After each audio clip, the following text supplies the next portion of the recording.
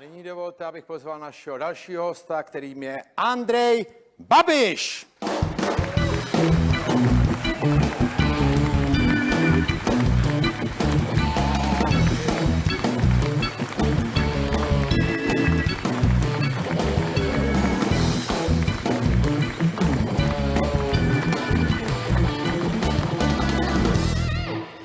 Pan Andrej Babiš, podnikatel, myslím všeobecně známý, úspěšný podnikatel, jeden z nejbohatších mužů Česka a v poslední době, dá se říct, mírně rozčílený podnikatel, který se pohoršuje nad poměry v zemi.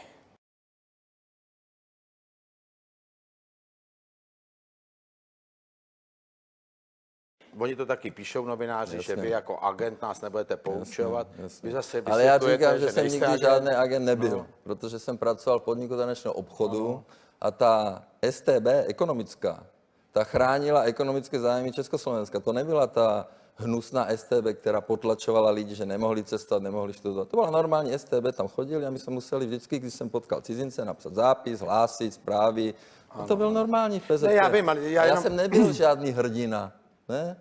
Ne, já jenom poukazuju na to, že oni to mají jako argument hned. Ale jasně, ale já jsem už 100krát říkal, že jsem nebyl agent, že mě vyšetřovali.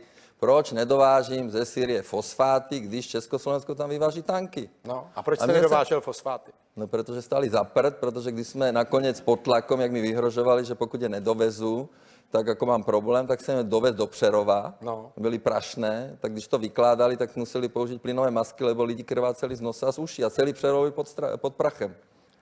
Jo? A když jsem tam přišel poprvně, tak mi řekli, tak pane Babiš, vy máte emigraci, strejci v Austrálii a máte 2 emigračky, bratranci jsou ve Spojených státech. Všichni věděli, tak jsem na to čumel, no a měli to pod palcem.